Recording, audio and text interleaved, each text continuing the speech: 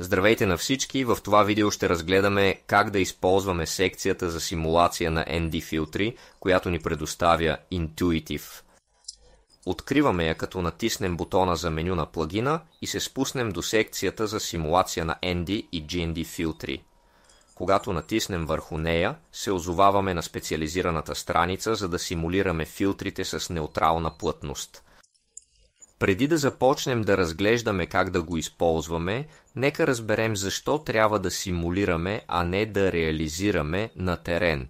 Съществуват няколко причини, които могат да ни подтикнат към този избор.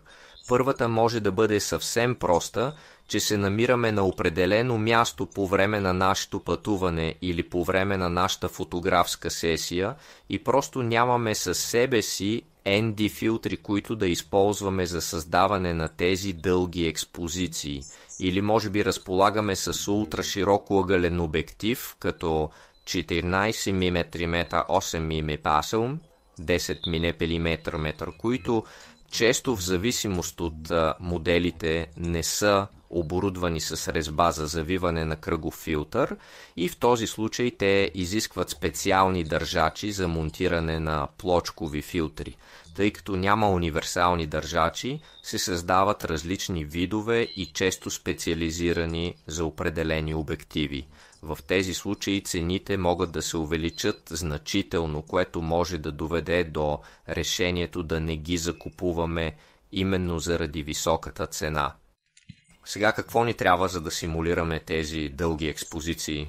Тук можем да прочетем на различните бутони заради 3 снимки, заради 7 снимки, заради 15, заради 30 снимки, защото абсолютно снимките, които трябва да направим, трябва да бъдат не по-малко и не повече от 3. В случая с ND 8 на 3 стопа, за ND 64 на 6 стопа, не по-малко от 7 и не повече от 7, така че точно 7 снимки, както е посочено тук на бутона.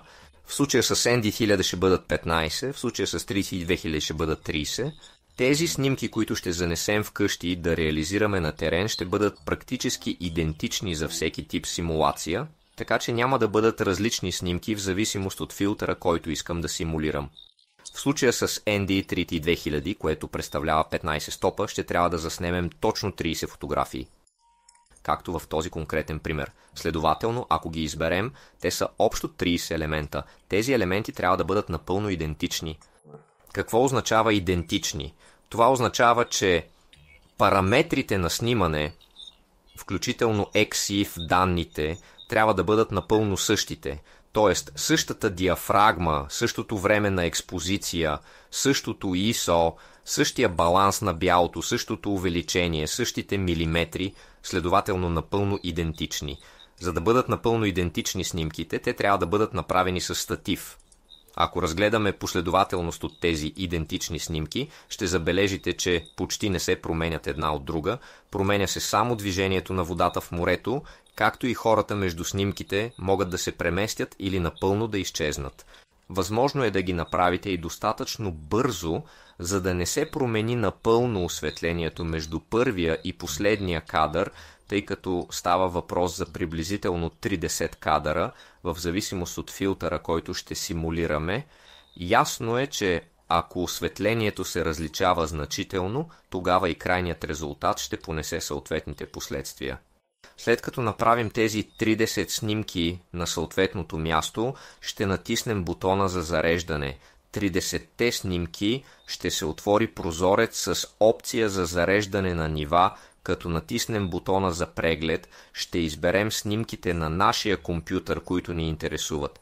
В този случай избирам всички, те са 30, моля уверете се, че броят е точно този, който е посочен на бутона, защото иначе функцията за симулация няма да започне. По-добре е, ако вече са конвертирани в JPEG формат, така че крайният резултат да е готов. Моят съвет е да използвате Lightroom или Camera Raw, да редактирате един файл RAW, след което да копирате и поставите настройките на всички останали снимки. Тъй като са напълно идентични, няма да се налага да променяме нищо в настройките за развитие. След като натиснем бутона OK, симулаторът Intuitive ще започне да работи, за да ни предостави крайния резултат, без да е необходимо да правим каквото и да било друго. Ето го нашият окончателен резултат. Сега ще разгледаме метода, по който бихме могли да използваме и прилагаме GND филтрите, или, иначе казано, градиентните ND филтри, които при заснемане служат за затъмняване на частта от небето, т.е. най-светлата част от фотографията. Това са тези филтри, които са наполовина по-тъмни и постепенно се изсветляват, докато станат напълно неутрални. Значи разполагаме с GND 8.3 стопа твърд, което означава, че ще има изключително рязка граница в средата на фотографията, докато при втория бутон забелязвате, че е среден, така че границата между приложеното GND и по-неутралната долна част ще бъде малко по-плавна.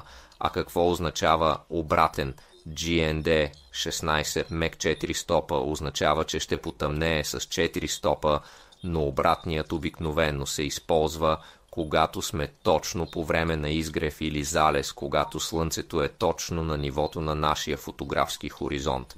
Най-тъмната част ще бъде централната част на филтъра, така че не можем да го позиционираме на нивото на източника на светлина, независимо дали е фронтален или по-страничен. Тук можем да опитаме да приложим GND8 твърд, просто натискаме върху прилагане. Трябва да направим само това. Виждате как се поставя върху фотографията, потъмнявайки горната част на небето.